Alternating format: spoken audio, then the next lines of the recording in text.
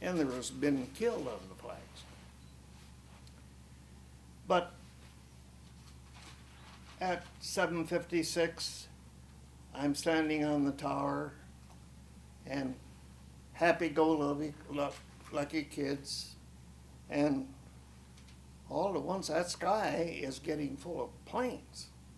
There's high-range bombers, there's low planes in different heights, and we think at that time, boy, this is a great maneuver we're having today with all these planes.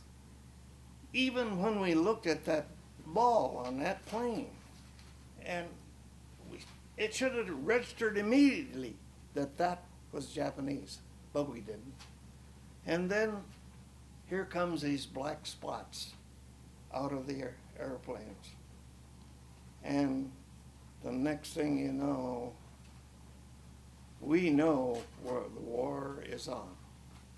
Now these two gentlemen was on the Utah, and these torpedo planes came in, and I want to clarify this. I'm 180 feet in the air watching it.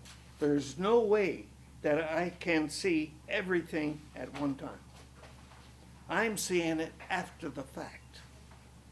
Now, the first explosion I heard was over on Fort Island side, and it was on the torpedoes that hit the Utah.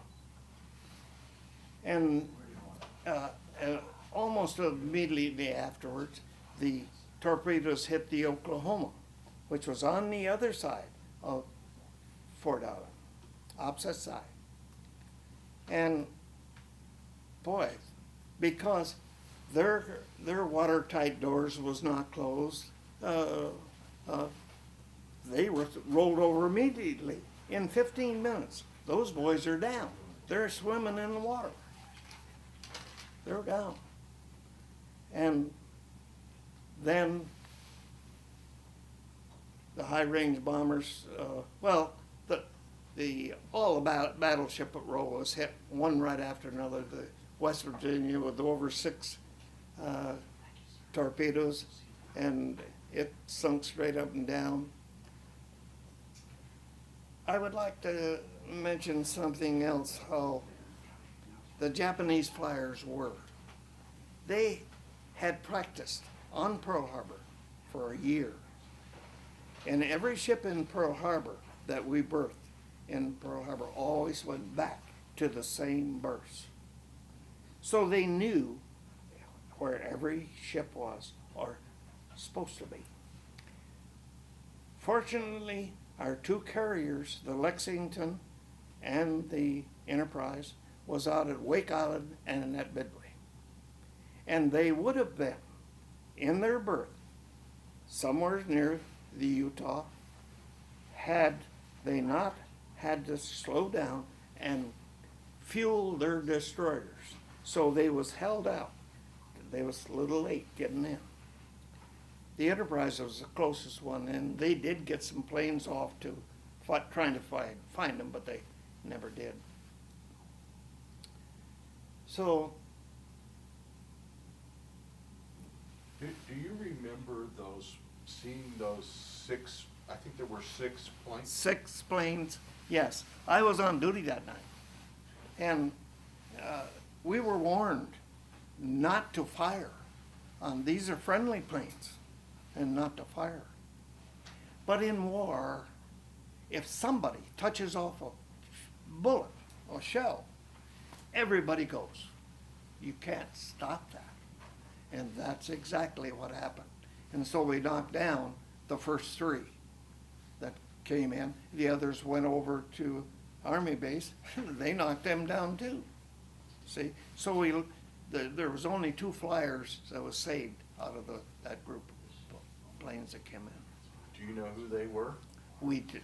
Oh, at the time, that's too many years ago, I did know the names, but one of the guys was Jack Leeming, and he was in one of the planes that landed and made it in and covered up their insignia so they wouldn't get hit by the Japanese. And he lived here. Michael and I have interviewed him. He died a couple of years ago. But, He did. Yeah.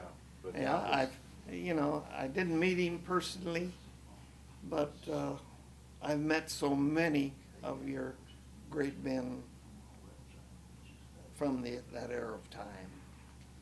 Because I'm at Pearl Harbor at the base every year, and I'm there about 5 weeks, sign autographs, and So you were on this tower, and this tower was on the Pennsylvania? no, that tower was the base tower, always been the base tower for Pearl Harbor. And it birthed every ship that ever came into Pearl Harbor for 100, well, at that time,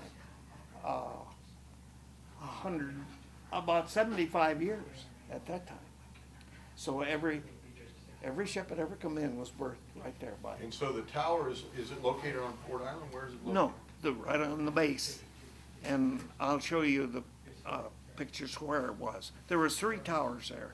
There was the two other water tanks, but the tower, the base tower, was in the middle, and it also took care of the communication for the entire base.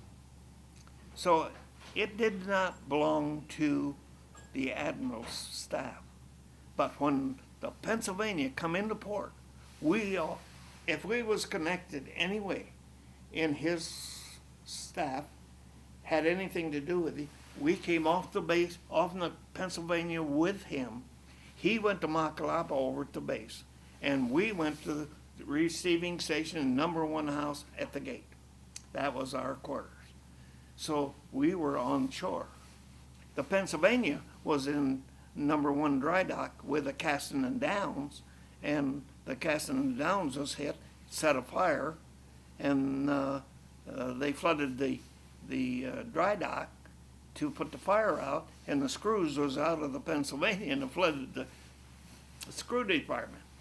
And the Pennsylvania got hit with one 500-pound bomb, and we lost 32 men. 32. So when you were up there on the tower and you see these torpedoes